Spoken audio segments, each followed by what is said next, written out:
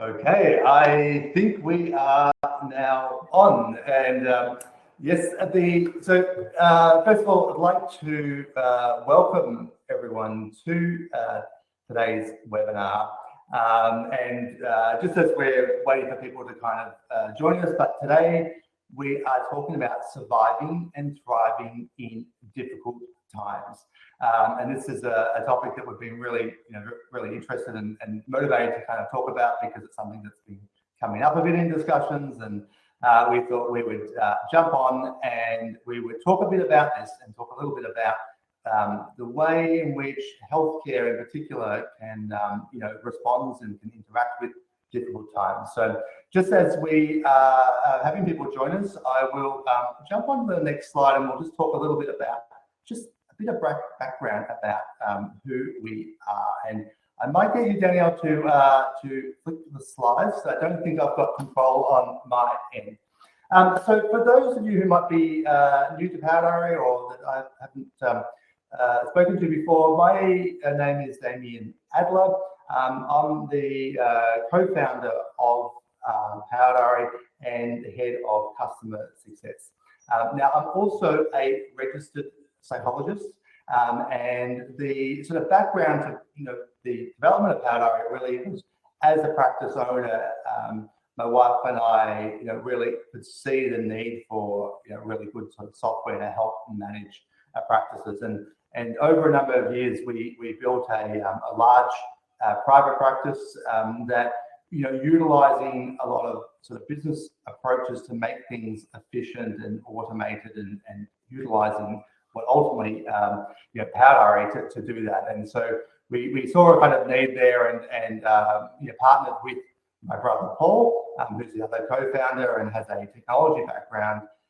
And over the years, we built and developed Power Diary. It sort of started off as a very, very tiny, very, very small sort of startup, business, and now is utilized all around the world to run all sorts of different health practices. So that's a bit about where I'm coming from.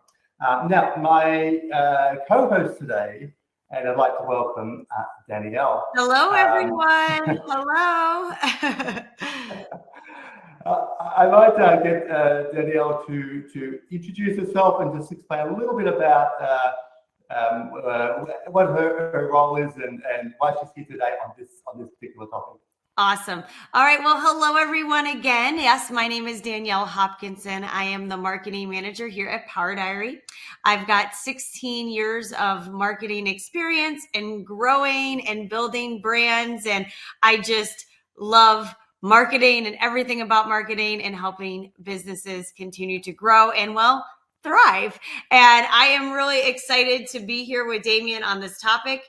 Me and Damien, we are talkers, ladies and gentlemen, and we really stumbled on this topic because we could not shut up about it one night when we were supposed to be filming one of our very, if you haven't listened, one of our Damien and Danielle downloads.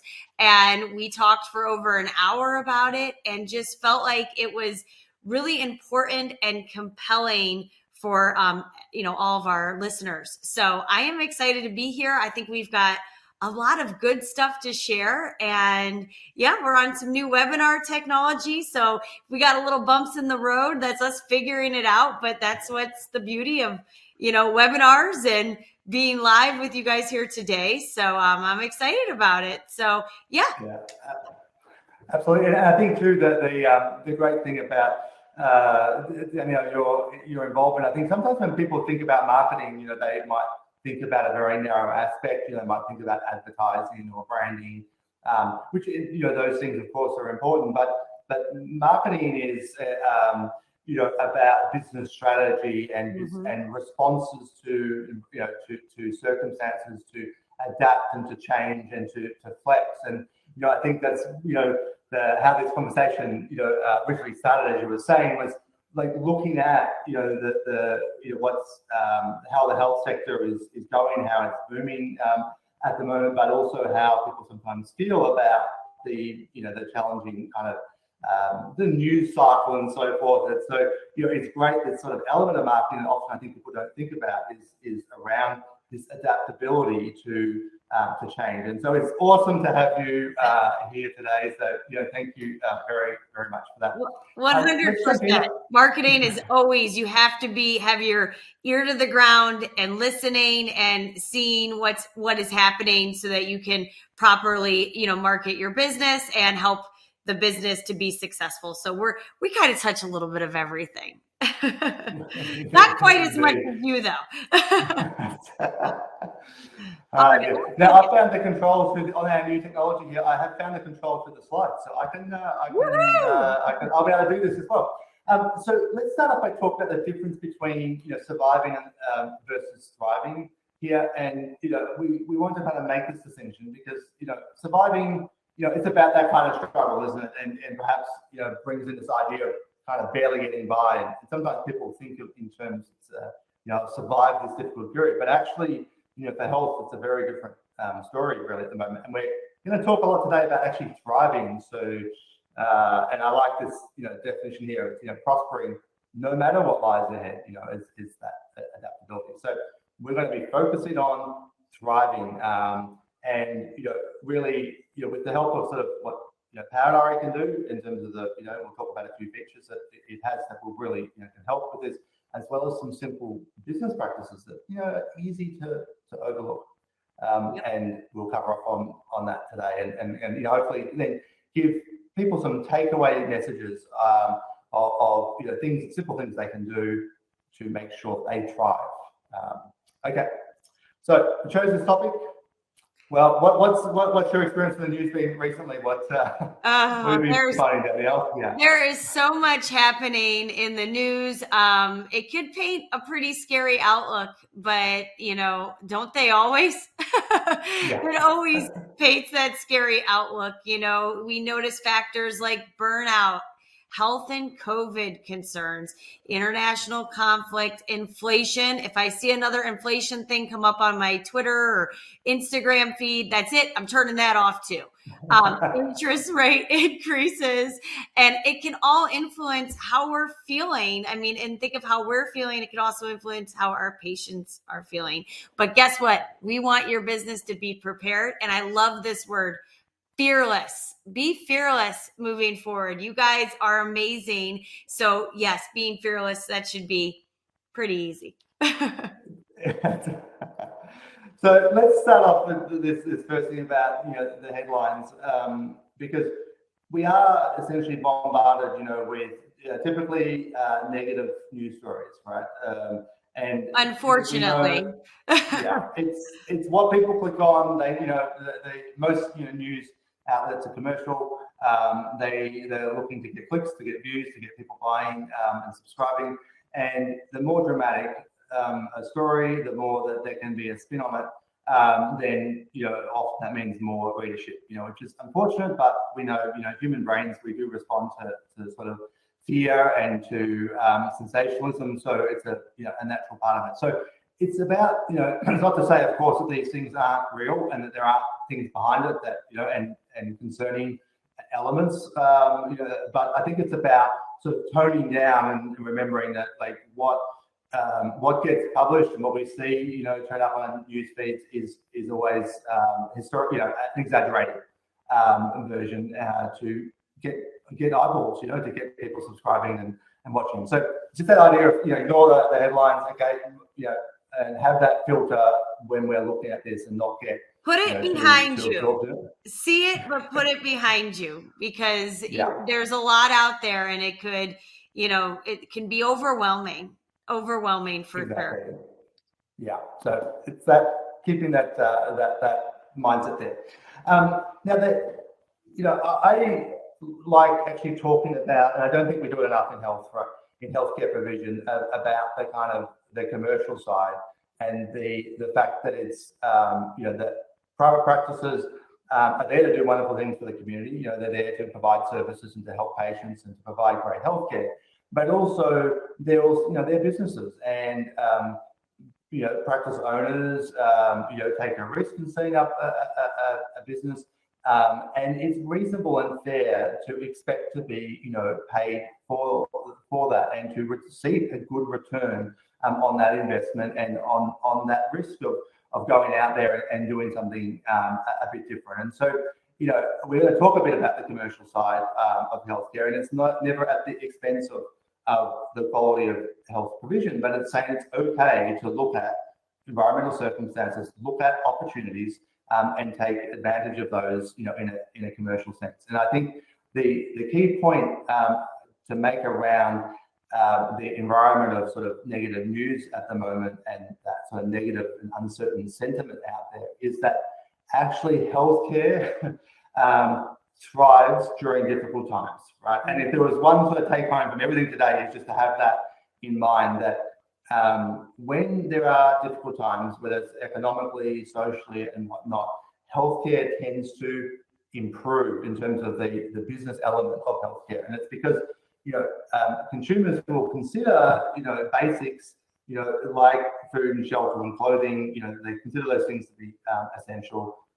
Transportation, same thing, but also medical and healthcare are considered to be central to survival and perceived to be central to well-being. So that idea of people looking after their mental and physical health naturally fits into this category of essentials. And so when it comes to, we know in difficult financial times, people will kind of reassess their priorities, they'll reassess where they're allocating funds, what they're spending. We know that it changes shopping habits. When people go into supermarket, they'll likely switch brands to get better value. They'll really take a close look at what delivers value to them.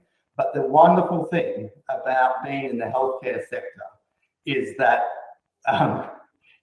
when people, they do that evaluation, they think about it, they prioritize healthcare, and it's something that they will spend money on. So if you're, in a difficult financial time, if you're trying to sell luxury cars, or you're trying to sell speedboats, or things that are kind of toys, that are expensive, that can be, really challenging. Even in some cases, new car sales, things like that can be a challenge, because people will, when they're prioritizing, they won't spend in that, but they will continue to spend in health. And that's something that really is a underlying, can give you underlying confidence that no matter what happens, that's typically the behavior. Now, economists and investors, what do they say about this? So healthcare typically rated, as one of the most recession-proof sectors. And you must see this in the sort of marketing space as well, right? Like that this is a theme that sort of comes up, that there are some businesses that do well and some businesses that don't, in economic downturn, and there's a lot of research behind this. When we were even putting together this presentation, we did a lot of research, just kind of because we know what we know, but we wanted stuff to back us up. And there's articles everywhere, and economists, they agree. I mean, this is places that people invest in, like the investments are good, and people, it's pretty recession proof. And to quote, we found a great article here, you need healthcare to live. We need it, and therefore you're much less likely to skim on it, even if your income declines. So I found that quote to be really spot on.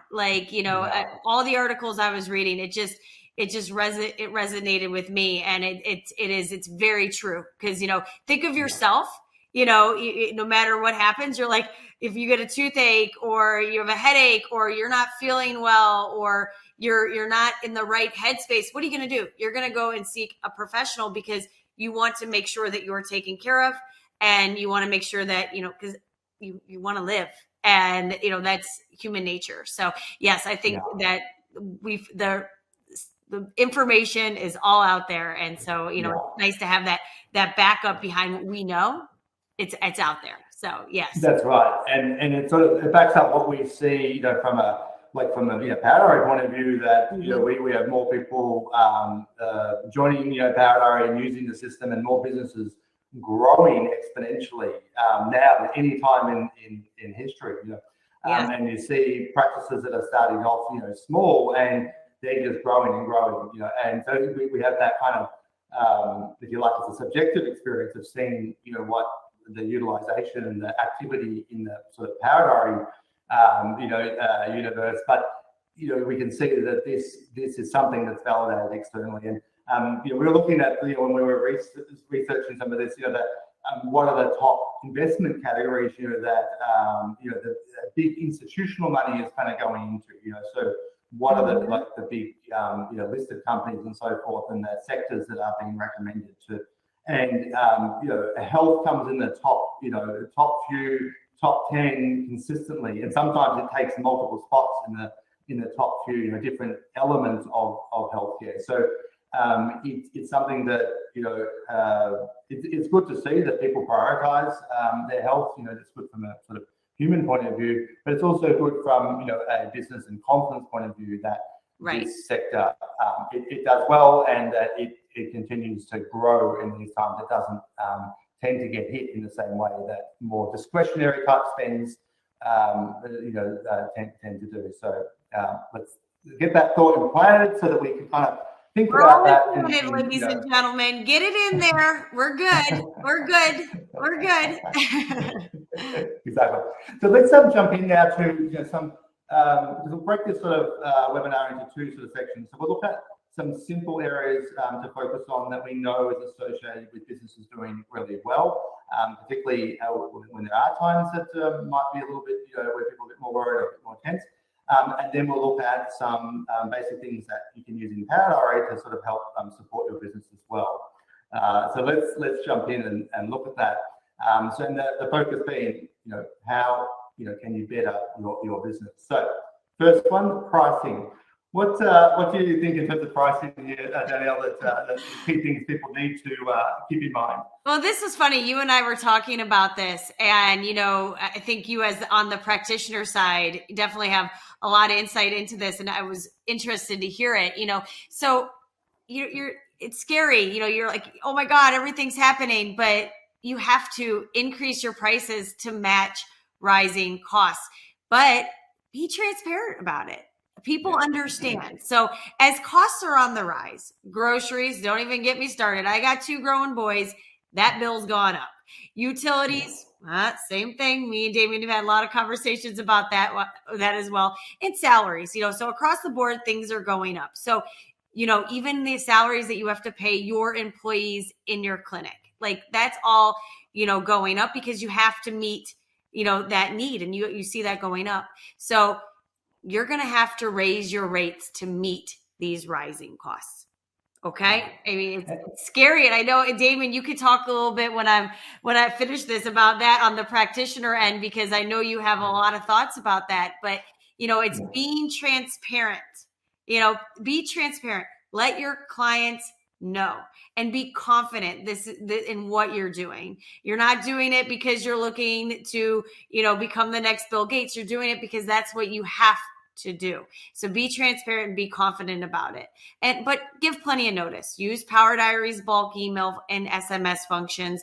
Put a sign up in your waiting room and update that engagement letter. So, people know why, because you're being transparent and they see it clearly in front of them. And Damien, I'm going to turn over to you, because when we were talking about this, you were just from that practitioner perspective, because again, the fear I would think, or just that, I got to do this. You have such great insight into it. Yeah, and I think it's I think practitioners and practice owners are often really sort of reluctant to raise their prices, and it comes from a really lovely place in terms of their desire to make sure that their services are affordable, and when putting up prices, maybe the concern that it might be out of reach for some patients, or that it's going to negatively impact on the provision of or access, I should say, to care. And it's something that I think overall, we're the least comfortable with. I think, for practitioners, we're naturally driven by, I think, doing good and making a positive impact in the community. And sometimes that idea of putting up prices feels sort of at odds with that.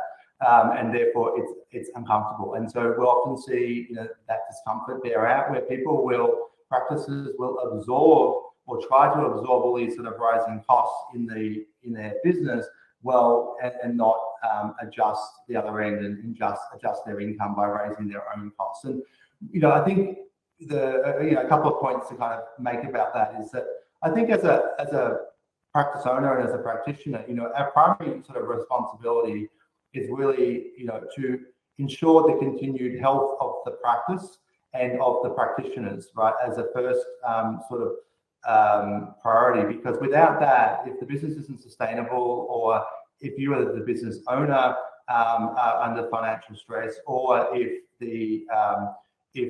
you're if over time raising your costs and raising your prices and also raising salaries where you need to, over time, eventually you can have staff leave and so forth, team members leave because they're getting better salaries elsewhere, and it leads to a decline in the business and in worst case, eventual closure of the business. So we've got to think about this increasing the prices as an essential part of ensuring the overall health of the business and the health of everyone in that business. And that really, we kind of take that kind of mindset, I think it helps, for people to kind of get over that discomfort. The other element too is that it's inevitable, right? Really, we're avoiding, it's really just an avoidance sort of strategy when we kind of delay, because inevitably prices are going up. We know, every year inflation increases the price of everything. And so at some point, maybe you get away with it for a year or two, but at some point, it's not going to be viable. And then you're going to have to do a much bigger jump, to remain viable. So it's better to build in, increase in prices to essentially be more or less automated on a cycle, so that, once a year or so, you have a review of your prices and that you update. And at very least, you need to look at the inflation figure and see, that's, every country publishes what their inflation figure is. At very least, just to maintain, you need to increase by that. Often we need to increase, further than that, because there may be different, costs that have gone up that need to be adjusted. So have a regular thing. Remember, it's for the health and long-term ability to provide good healthcare, and it's going to happen anyway. We need to do it. So again, do it on a regular basis. And at the end of the day, too, the weird thing is, for all our anxiety as practitioners in doing this, patients are usually actually quite, let's say, non-reactive, quite flexible. They'll actually will absorb increase, and most people expect it. Everything else in their life is going up. Hopefully their salary is going up as well. But it's not like it's going to be the only service that they're experiencing that's going up. So with plenty of notice, like you said, being transparent, people understand, and typically, most people will, continue to utilize that service. So, really super important to get our kind of head straight, about that. Right. Yeah. All right. Let's move on to the second feature here, so expenses. Do you want to kick off perhaps on this? How people might approach expenses. I know it's something that we've, and you've talked a lot about. I think my husband would say I need to, review my own expenses a little bit better.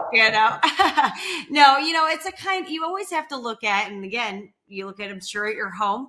Now look at your business. What do you want versus what do you need? Focus on the need. I guess maybe it should have been, what do you need versus what do you want? But you get the point. What do you need? Does it add value? Does it add value? Think about that. So look at your business, look at your expenses. Is there something that you can get rid of that isn't adding value? Maybe you can mow your lawn out front, or you can trim the landscaping.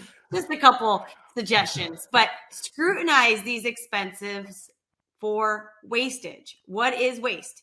Phone lines. Do you have a phone line you're not using anymore? Unused subscriptions, expensive utility providers. Review loans, and credit providers? Can you combine things together to get a lower interest rate? Can you talk to your utility provider and, get a prepaid plan? They are willing to work with you if you, pick up the phone and make a call. So many times, people just are fearful of that first phone call, making that call, getting that contact. Just put it out there. What's the worst they can say? No. Okay, then I'll shop around, kind of going back to the phone lines. Maybe you need to look for a new phone plan, something that's cheaper. That's a big one that will come. A lot of times, the phone and the internet, right? Yeah, shop those absolutely. around. And we'll sometimes see too, and this is so that, it's a good time or a good catalyst to just do a bit of an audit of your business and see, where there is this kind of wastage. Because things like phone lines, technology's changed over time. So it used to be that you needed to have maybe multiple phone lines coming into your business because you wanted to have simultaneous calls, etc. And that used to be that people would have to pay, rental fees or line service fees to have these different phone lines in. And often what we'll see is a company, practices evolve with technology. They're using VoIP phones, they're using internet stuff. And so they don't need these multiple lines, but whatever provider that they use that put in the new system didn't sort of stop and say to them, hey, by the way, you don't need all these other phone lines in there, right? And often they just sit there and every month it's just a drain that on their account. And so just having a review and just checking the expenses and, do we need sort of each of these? Subscriptions are a great one. Sometimes people sign up to things and they're not utilizing them. And it might be a project management piece of software or communicating, something that might have been served a purpose. I found once, that I had a subscription to it was like a fancy PowerPoint type thing. And, I used it for some presentations I had done years ago where I wanted a particular effect. I intended to sign up for like a couple of months while I was doing a series of talks. That was running for ages. I just didn't notice it, and we find a lot of businesses have these kind of zombie expenses. Oh, I like that word. Zombie expenses. That's a good one. Yes, get rid of them. So yes, scrutinize your expenses. That's just it's a great thing you should do. Yeah, and just good time. I mean, great to do it anytime. Good time to do it now. Yep. Okay, diversify. So this is really about that sort of diversification of revenue streams. So we often in health, we we have a one-to-one service provision model most of the time. In other words, a practitioner, one person sits in a room with one patient and they're providing that service. But there are often new services that a business can provide and new products that a health business can provide that changes that dynamic of one-to-one to one-to-many, right? And there's really good sort of economic arguments, really good income arguments for doing that, besides the fact that it's quite fun to do some different things and mix it up.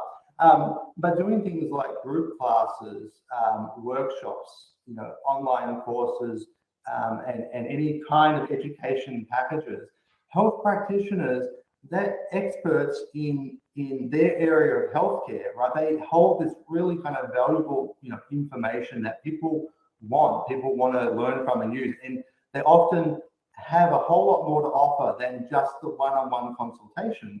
They have, views, strategies, skills that people want that can be taught outside of the one-to-one.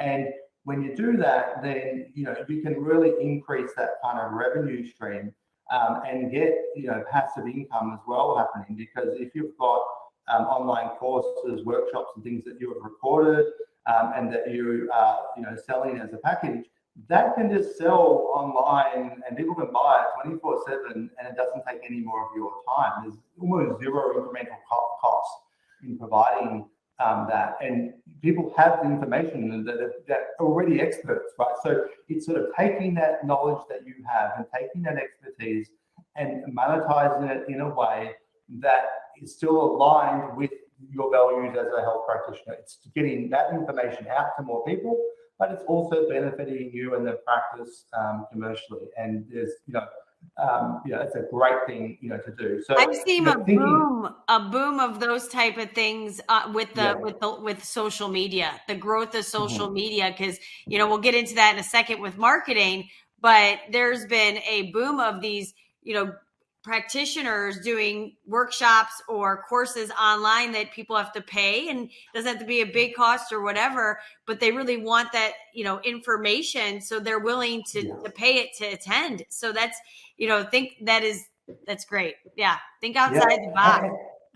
Absolutely, and it also can attend to that thing we were talking about with pricing, that if access to direct health services is a concern, and if that's something the practitioners worry about, this is a win-win solution to that as well, a partial solution. I'm not going to pretend that it replaces one-to-one, but for a whole bunch of people, it means they can get access to that information, get access to your expertise without having to pay the one-on-one cost. So it really does, it does help with that. And just think about what you're passionate about. If you're interested in doing this, just think about what you're passionate about, what gets you fired up, what you find yourself talking about outside of when you're paid to do it, right?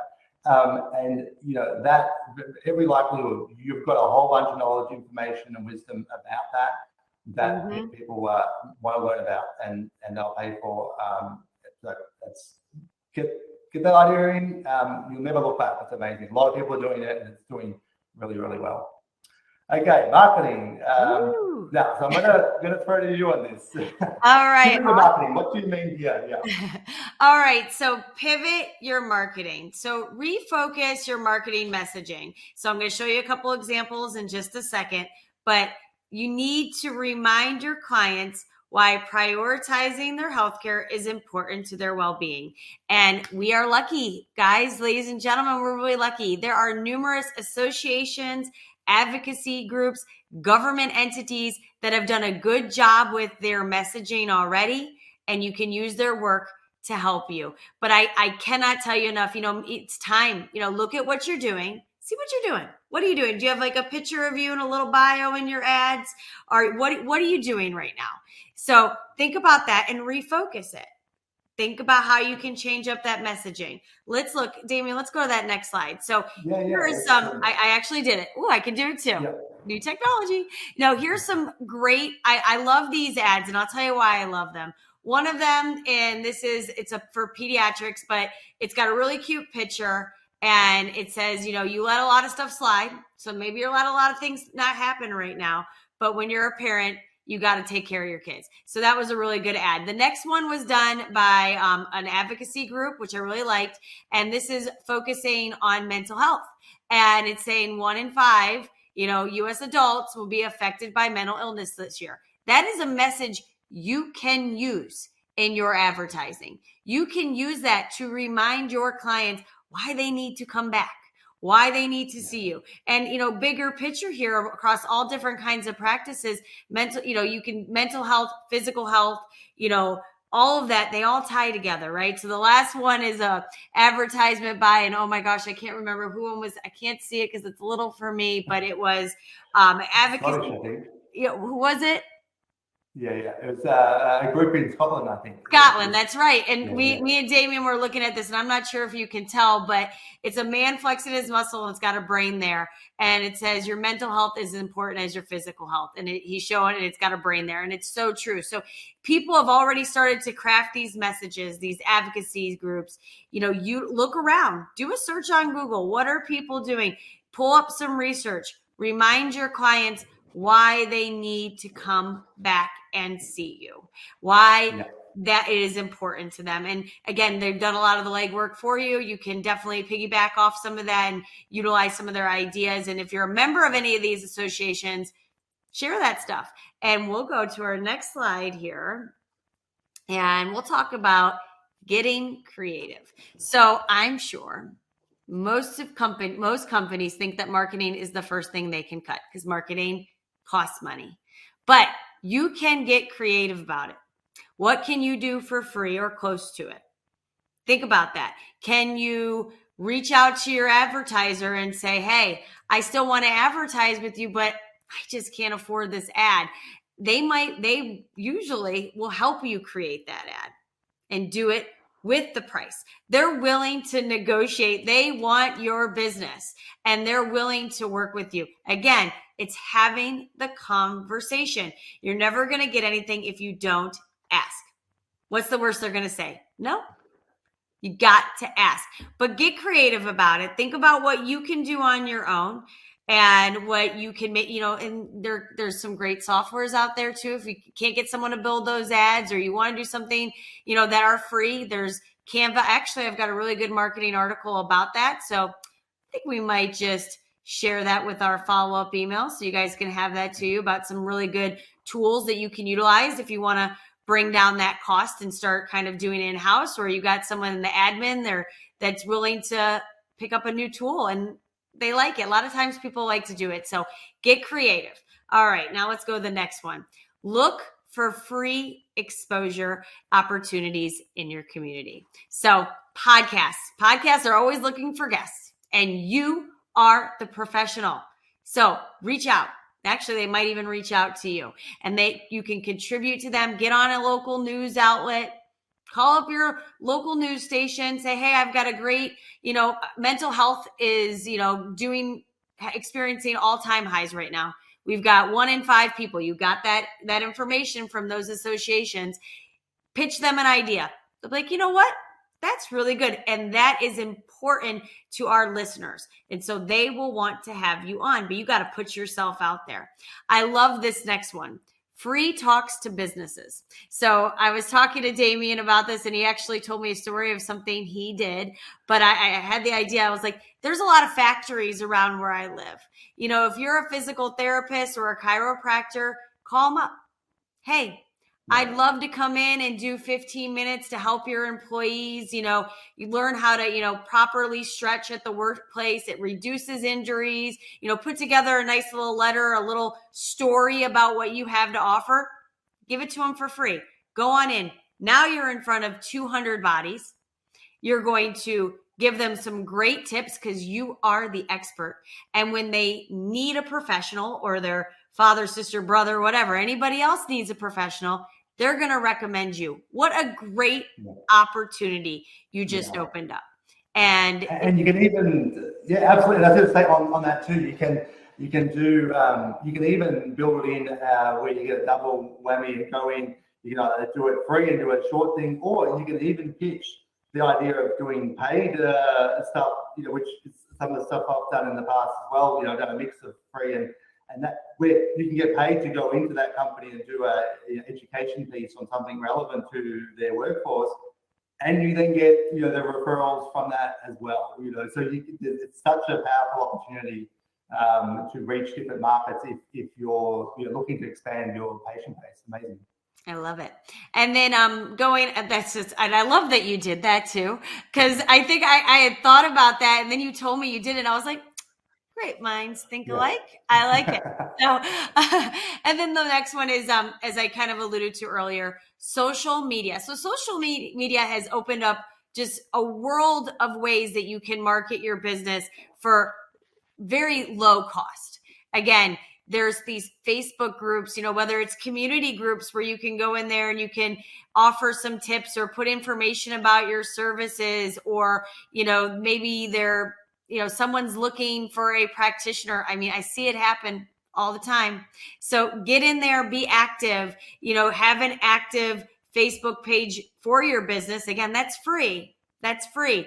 You can even pay a little money and, boost some ads on there that will geo-target just to your community and get people, oh, I didn't even know this guy existed. Maybe it's a video of yourself talking to that group of people about your area of expertise, and you filmed it and you turned it into a little post and you put it on your social and somebody found you and they're like, that's great. Not only is this person been in the news or done this great, opportunity, and I've seen it, it adds legitimacy to you.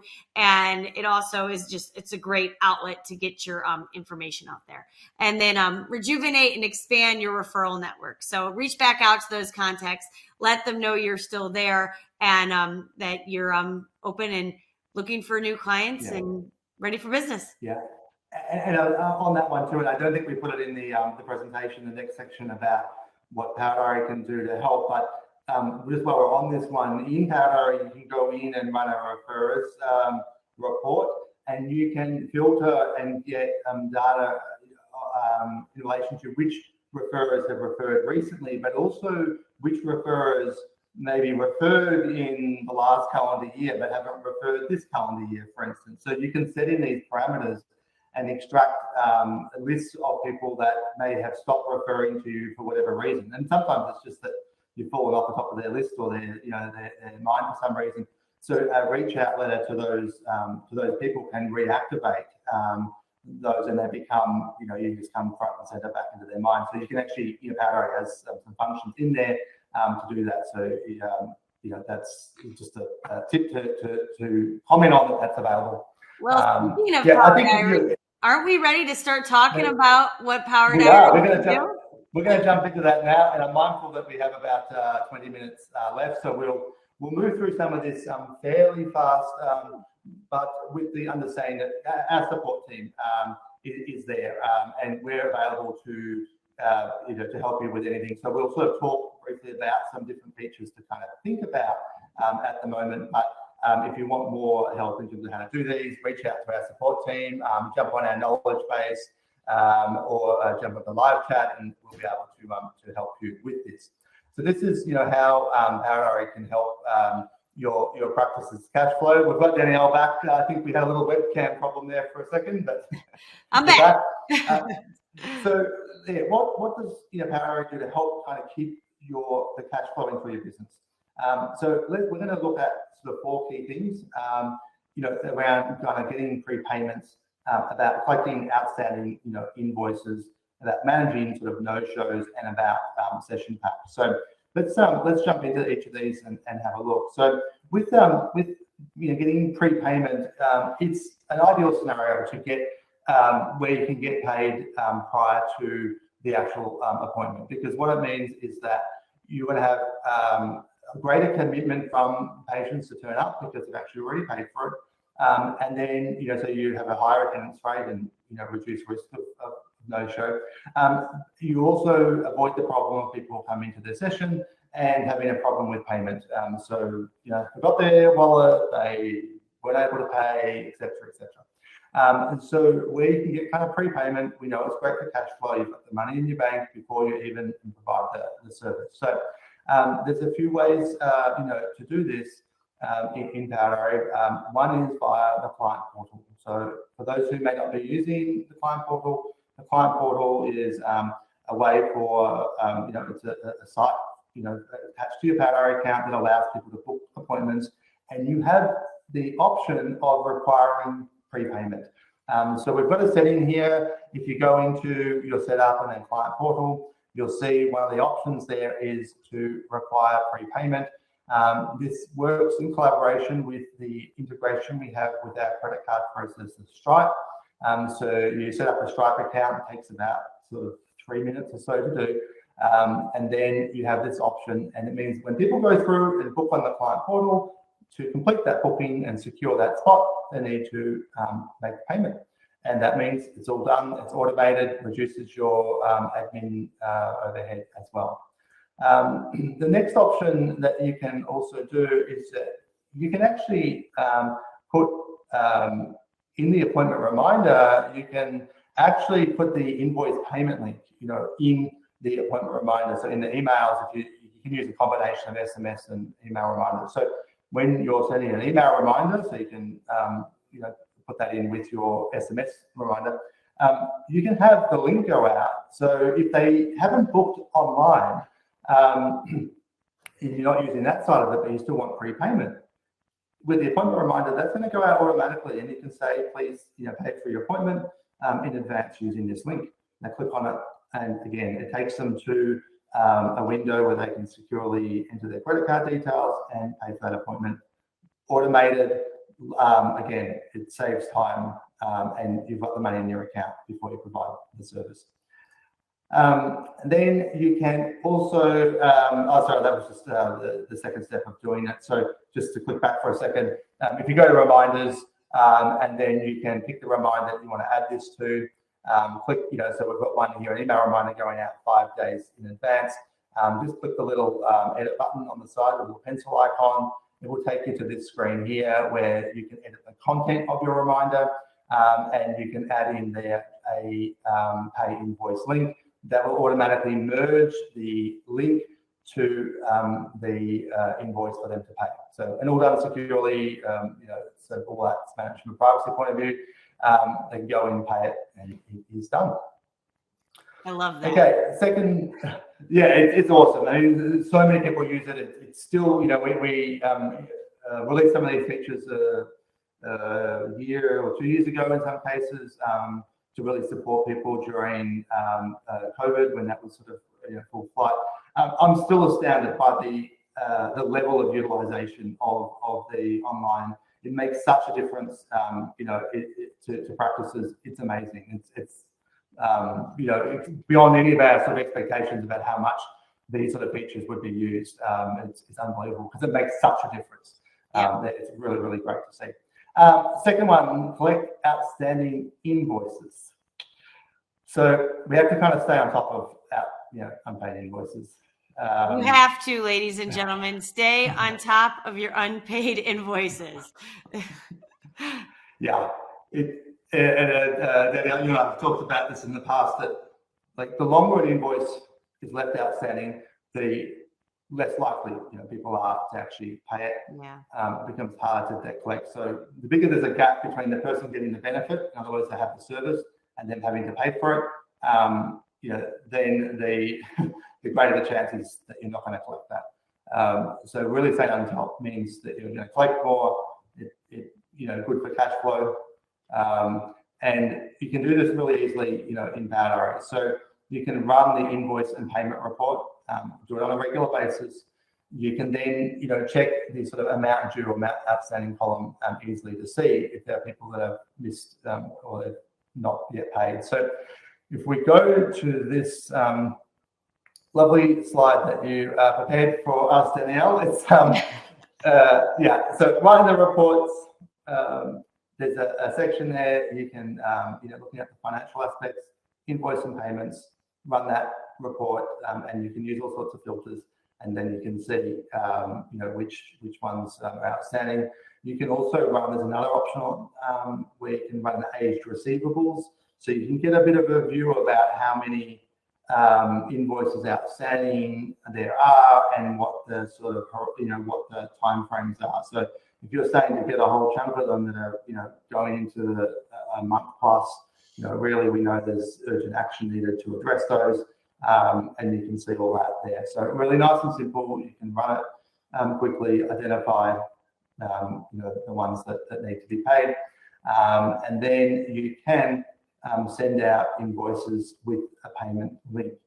And again, this is a lovely slide. Thank you, Danielle, you put together here that makes it nice and easy to see that in the setup menu, you've got this option here around configuring this.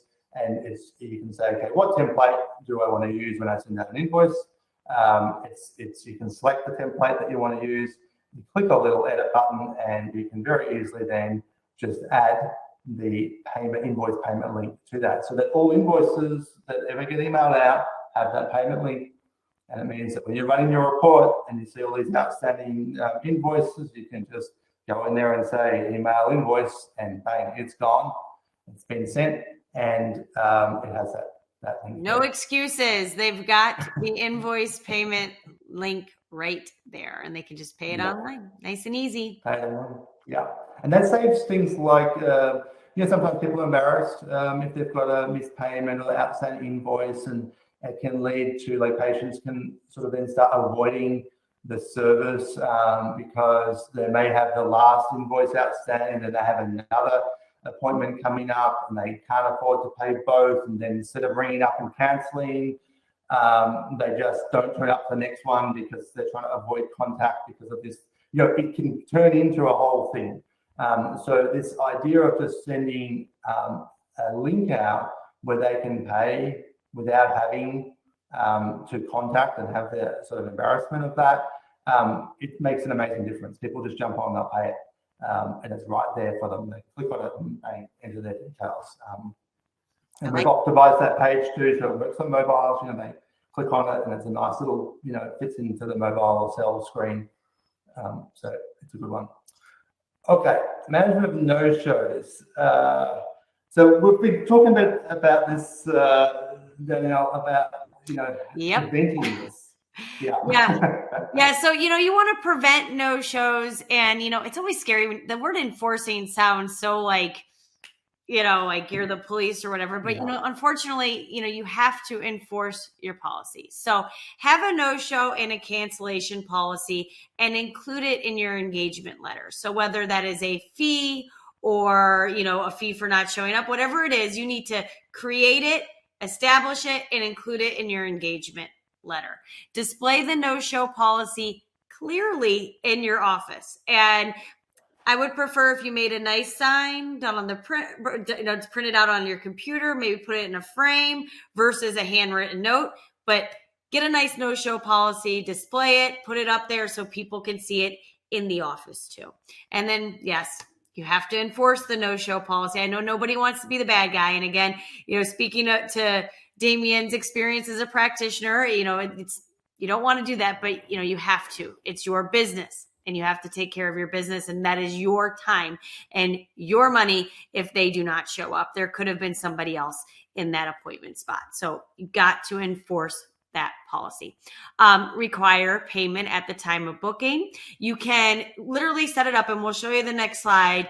So if you don't want to have them prepay in advance, where they have to pay for the appointment in advance, because we've given you a lot of options here today. So, again, having them pay in advance, sending them the appointment reminder with the invoice link. You can require a payment at the time of the booking, and you can make that your no-show fee. So maybe it's not the full amount, it's the deposit amount, which they won't get back if they don't show up to that appointment. And we'll show you again in the next slide how to do that.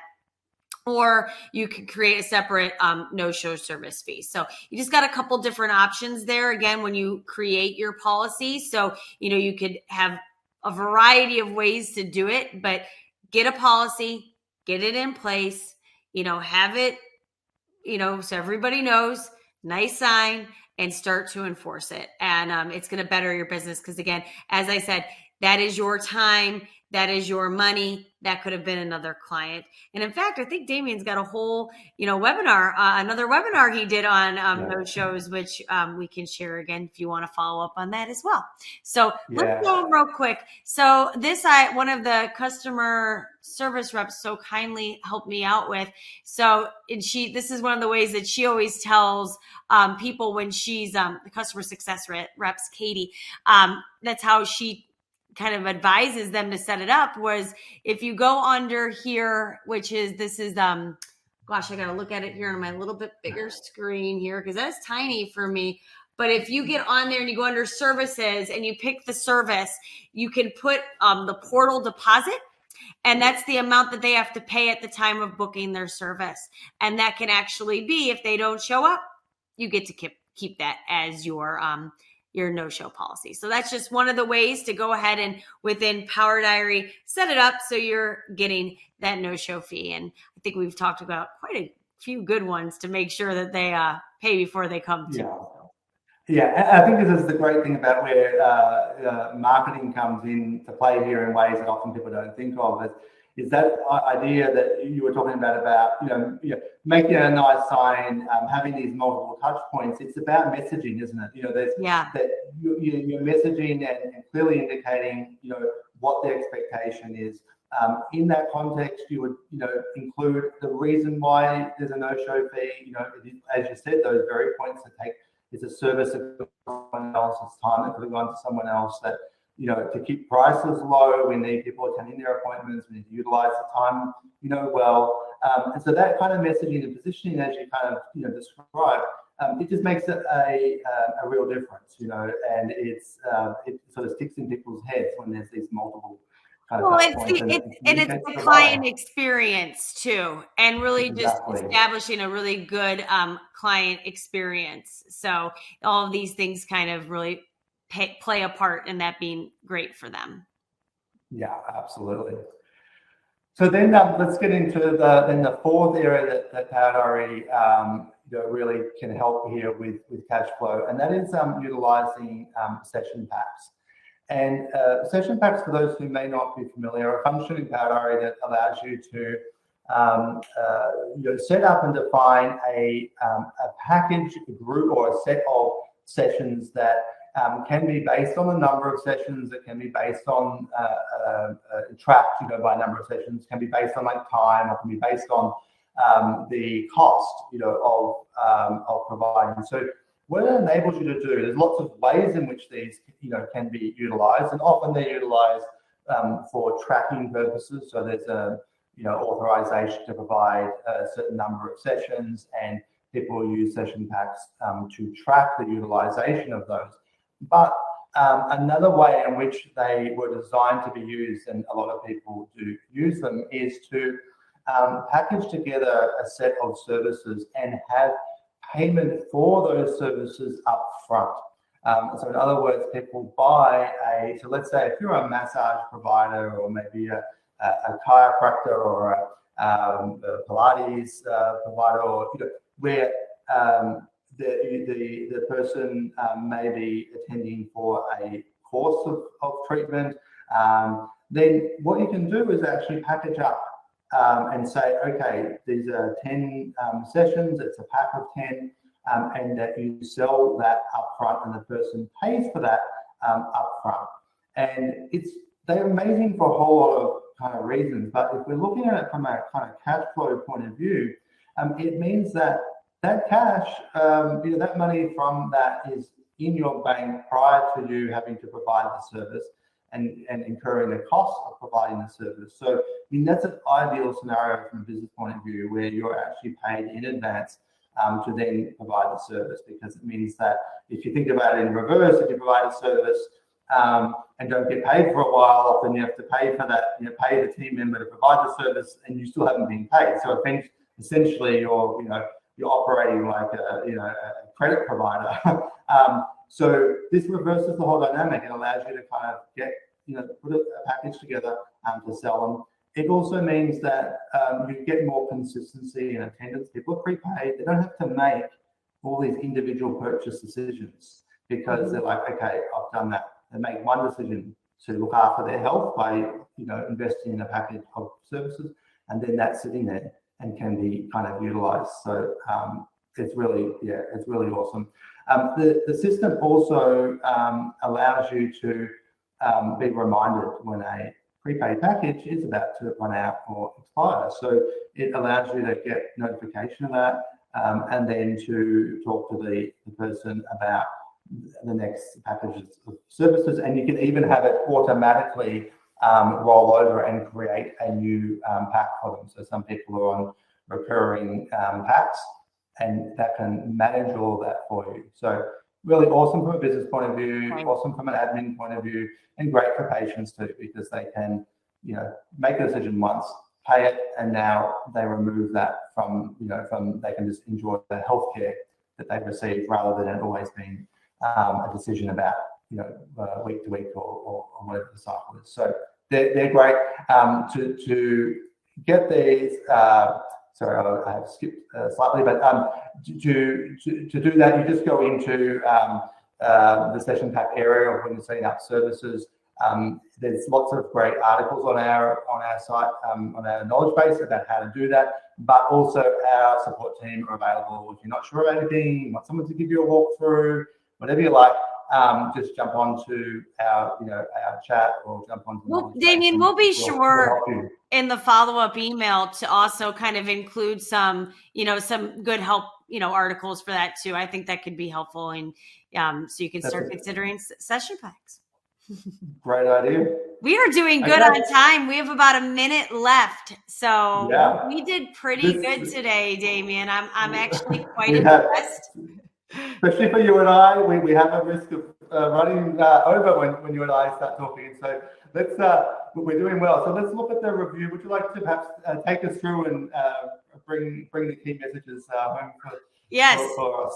Yes, let's review. So one, let's start out with ignoring the headlines, but be prepared. Remember that, and you guys need to remember, healthcare thrives during difficult times. Just take that home, ladies and gentlemen. Take it home. So use smart big business practices. Update your pricing. Don't be scared to do it. Check in on your expenses. What do you need versus what do you want? Diversify. What can you do? Think outside the box. You got this. Reevaluate your marketing efforts. Look in, see what you can do yourself. Look at what your the agencies are doing. Look at what other people are doing. You got this. All right. Power diary and cash flow. Get prepayment. We've offered you quite a few different ways that you can utilize Power Diary. So you might not be using them all, but there's a few different ones and you could pick one that works best for you. So get the prepayment or collect outstanding invoices. This one you should be doing. Manage no-shows and consider session packs. Okay. So again, those are the we talked about 4 in the business side, 4 in the Power Diary side. I think that you guys have a really good, foundation to really thrive moving forward. And yeah, this was a fun webinar, don't you think, Damien? Indeed, and in some ways, I feel like we're scratching the surface of some of the key things. There's lots of other things in Power Diary you can do to kind of optimize your process, but we have to kind of focus on what are the key things that are really going to help with that cash flow point of view, because that's sort of part of the focus. But no, really fun, and thank you very much, Danielle, for co-hosting. I know this is an area that you're all over and really passionate about, and I've learned a lot in discussing things with you, so thank you very much thank you and thank you everyone for joining us today. I thank you for chatting. There was chat over there, so we appreciate that. And if there's any follow-up questions, and there we go, we get the lovely tech that starts talking to us too. So we are truly just doing it live, ladies and gentlemen. So thank you guys for joining us. Yes. And we'll send through follow up with a copy of this along with some resources and things and where you can go to get help. But if you contact us on powerdiary.com or email us at support@powerdiary.com, then we are right there to help, and let us know. Any questions, follow up, or any other topics you'd like us to cover in a webinar, hey, let us know. So thank you very much, and goodbye for now. Bye, everyone.